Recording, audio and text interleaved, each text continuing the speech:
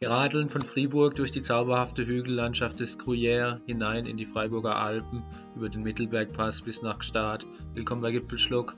Los geht's!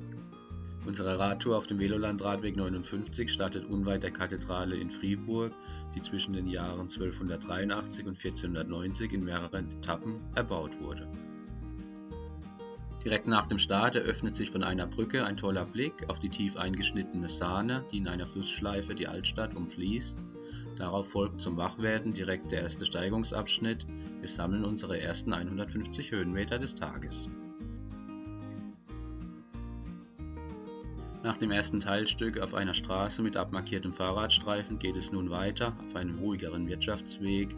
Die gesamte Strecke zwischen Fribourg und Gstaad auf dem Velolandradweg 59 besteht in dem größten Teil aus Wirtschaftswegen und wenig befahrenen Straßen, super zu radeln und ist zu 100% asphaltiert. Mit den Alpen im Blick radeln wir auf der ersten Hälfte der heutigen Tour durch die von der Milchwirtschaft geprägte Hügellandschaft des Gruyère. Der gleichnamige Käse ist selbstredend weiter zu empfehlen. Wunderbar eingebettet in die schöne Landschaft ist der Stausee Lac de la Gruyère mit einer Länge von 13,5 Kilometern, der längste Speichersee der Schweiz.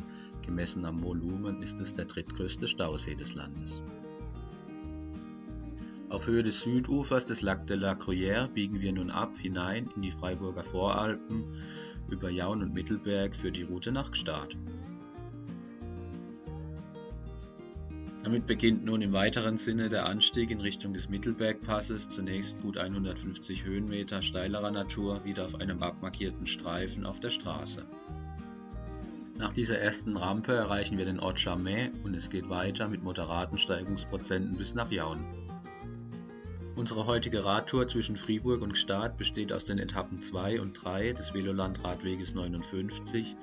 Die Gesamtstrecke der 59 beginnt im Rhonetal bei Massanger und führt bis nach Wienels beim Bielersee westlich von Bern über eine Gesamtstrecke von 180 Kilometern und 3700 Höhenmetern. Im Ort Jaun auf gut 1015 Meter bietet der Blick auf einen Wasserfall eine schöne Pausenmöglichkeit. Die Straße, auf der wir zuletzt unterwegs waren, führt nun weiter Richtung Jaunpass auf gut 1500 Meter. Dort gibt es einen Campingplatz, die Straße führt dann weiter ins Simmental hinüber. Unsere Route geht aber weiter auf einem kleineren Sträßlein Richtung Gstaad. Auf diesem kleinen Sträßlein zwischen Jaun und der Passhöhe Mittelberg geht es nun auch auf die entscheidenden Höhenmeter des Tages. Auf einer Strecke von gut 10 Kilometern sind es etwas mehr wie 600 Höhenmeter, die wir zu bewältigen haben. Nach gut einem Drittel der zu erradelnden Höhenmeter bietet das Restaurant Südbodeli noch einmal eine schöne Einkehrmöglichkeit, sich zu stärken. Im Anschluss folgen die steilsten Teilstücke mit Steigungsprozenten im zweistelligen Bereich.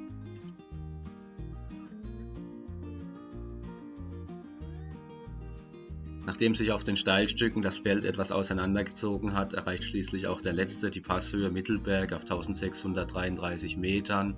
Landschaftlich sicher nicht der schönste Punkt der heutigen Tour, dennoch der höchste Punkt, was bedeutet natürlich optimaler Ort für einen Gipfelschluck. Heute bei mir im Flachmann, Glenlivet, 12 Jahre, zum Wohl. Auf der Abfahrt eröffnet sich schon nach kurzer Wegstrecke ein imposanter Blick auf das südlich von Gstaad gelegene Wildhornmassiv. Die Westauffahrt von Saane nach Mittelberg, die wir gerade hinunterradeln, besitzt eine ähnliche Steigungscharakteristik wie die Ostauffahrt von Jaun nach Mittelberg.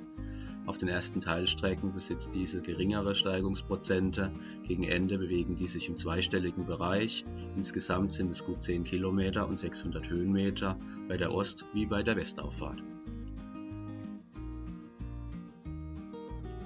Inzwischen nähern wir uns der Talsohle des Saanetals und dem gleichnamigen Ort Saanen. Von Saanen sind es nur noch wenige Kilometer bis nach Gstaad, mondäner Urlaubsort. Dort verlassen wir dann den Velolandradweg 59. Weiter geht es für uns auf dem Velolandradweg 9 der Seenroute über das Simmental, Spiez bis nach Interlaken und danach auch noch weiter bis nach Grindelwald und ins Lauterbrunnental. Tolle Radtour an den folgenden Tagen. Schaut auch gerne in meine Videos dazu rein. In diesem Sinne, bis zum nächsten Mal bei Gipfelschluck. Habt Spaß und seid freundlich miteinander.